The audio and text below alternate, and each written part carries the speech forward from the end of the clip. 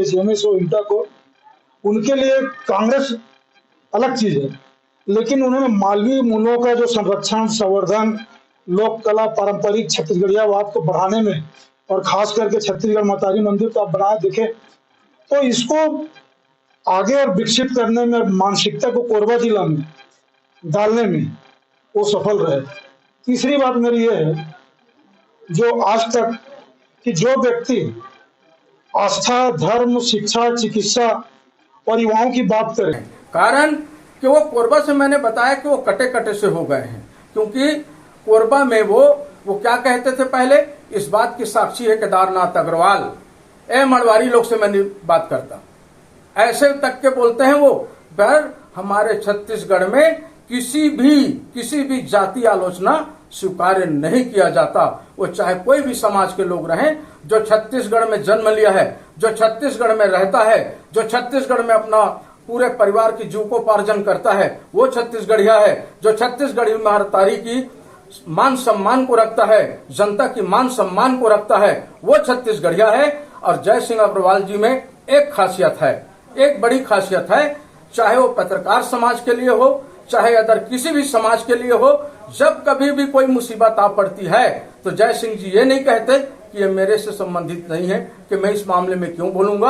आपको मालूम है कोरबा के उप विधायक हैं और पूरे प्रदेश के राजस्व मंत्री हैं, आपदा प्रबंधन मंत्री हैं, लेकिन कटघोरा में भी किसी को सामुदायिक भवन बनवाना है तो आते हैं लोग, जांजगीर में किसी को कुछ काम कराना है तो आते हैं लोग, पूरे प्रदेश से उनके पास लोग आते हैं। और झुग्गी झोपड़ी से लेकर के क्या गरीब क्या अमीर, और भाजपा के लोग तक जय सिंह जी के पास आते हैं काम कराने के लिए। पर जय सिंह जी के मन में किसी प्रकार की कोई मलाल नहीं रहता। तो भाषण देना अलग बात है, और वो कितने गरीब हैं उसको पूरा कोरबा शहर के लोग जानते हैं। और वो कोरबा से महापौर बने थे, पार्षद बने थे, और यहाँ के बाद फिर वो कटघोरा में जब जाकर के विधानसभा लड़ करके विधायक बने, तो कोरबा से उनका यहाँ से जो संबंध था वो लगभग कट चुकी थी।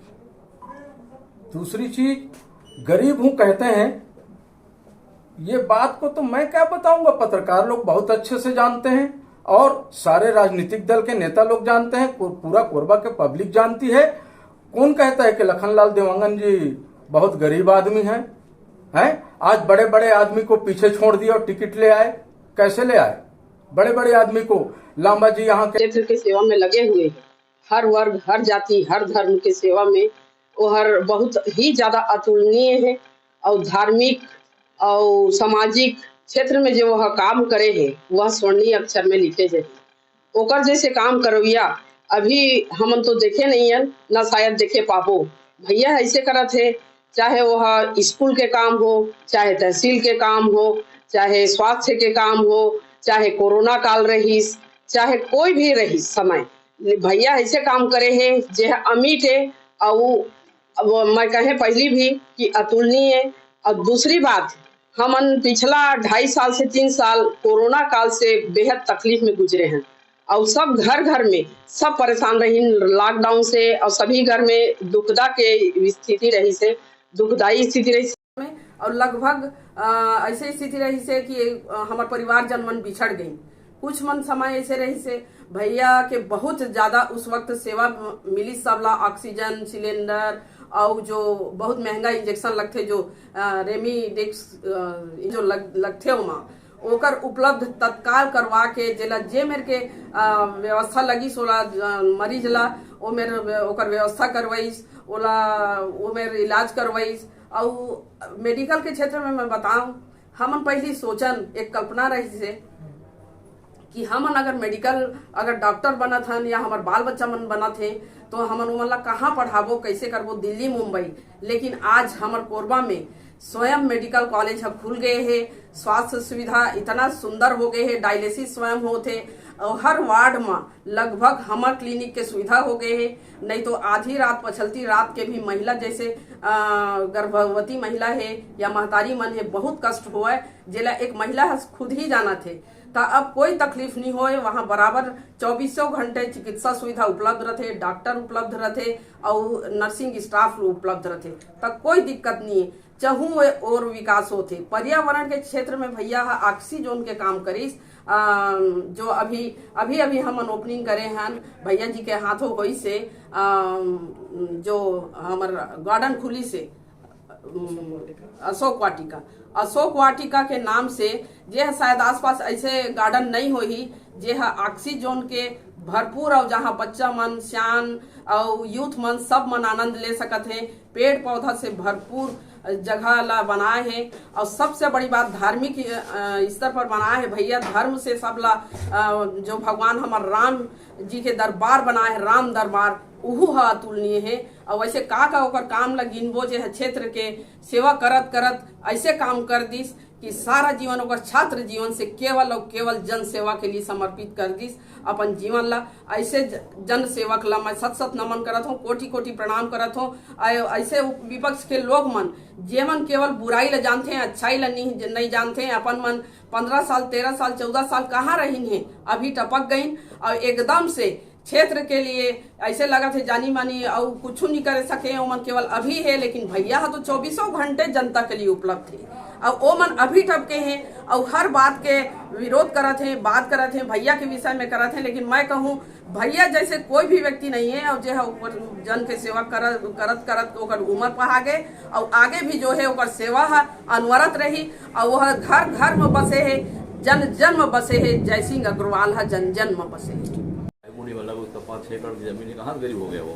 गरीब बोलता बेवकूफ़ बनना था पब्लिक को, ऐसा थोड़ी बोलता भाई। गरीब होता तो वो गली गली क्यों घूमता हो? उनका ये कहना कि पैसा उनसे लो, वोट मुझे दो, कहाँ तक सही जायज़ मानते हैं? नहीं, वो भी कहा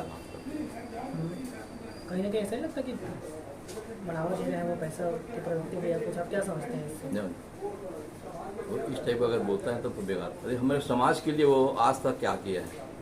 हम तो उसके बाद जब महापौर थे, विधायक थे, जब गए थे समझे महापौर थे, हम उसके पास 5 बार गए थे समाज के जमीन के लिए, हाँ दिव्यांगन समाज के लिए। ये गड्ढा उसको पटवा कर हम तो वहाँ जमीन बन जाएगी।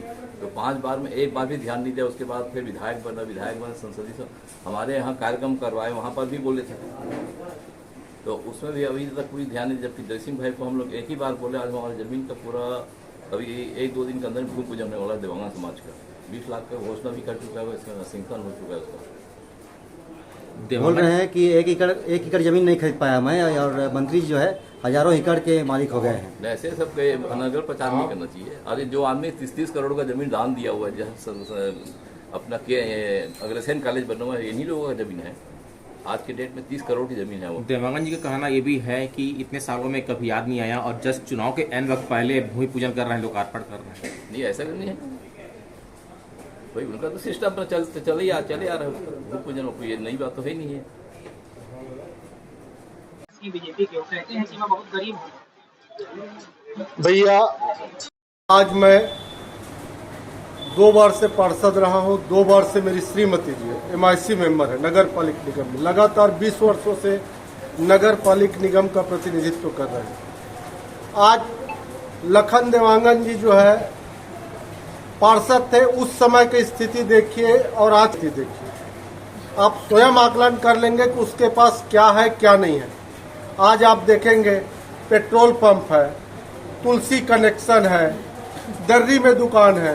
तो मैं तो कहता हूँ भगवान ऐसा गरीब सबको बनाए ताकि हमारा भी भला हो, हम भी ऐसा गरीब बन जाएं, ताकि हमको भी भगवान देखे और हम भी ऐसे गरीब कहलाएं। तो एक चीज और बोल रहे थे कि पैसा उनसे लो, वोट मेरे को दो।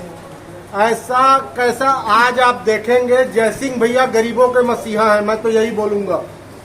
आज कोई भी गरीब उनके दरवाजे जाता है तो खाली हाथ नहीं आता, कुछ न कुछ काम करा के, चाय पानी पी के और अपना हर चीज करा के आता है। आज लखन देवांगन जी बताएं, मैं एक चीज उनसे पूछना चाहता हूं, कोहड़िया के लोग 45 दिनों से आज बल्कि और ज्यादा वहां हड़ताल कर रहे हैं, क्या उन्होंने झांकना देखा? अपने घर के बगल के लोग हैं, तो किसके ही तैसी बनते हैं वो? मैं तो नहीं मानता हूँ किसी के ही तैसी है। आप खुद इस बात को उनसे पूछिएगा, ये मैं उनको बोल रहा हूँ कि भाई आज उनके लोग, कोहड़िया के लोग जो भूमि विस्थापित है, वो वहाँ धरना दे रहे हैं, लेकिन उनको झांकने तक की फुर्सत नहीं है। आज वो विधानसभा में आ गए और बोल रहे हैं कि मैं बहुत गरीब प्रत्याशी हूँ। गरीब कौन है वो दिख रहा है भैया, और ऐसे गरीब तो मैं कहूंगा भगवान हर किसी को बनाए ताकि हर गरीबों का भला हो सके, मेरा भी पेट्रोल पंप हो। ऐसी सोच को आप किस नजर से देखते हैं? ऐसी सोच है घड़ियाली आंसू बहाने वाली कहावत है भैया, और कुछ नहीं है। ठीक।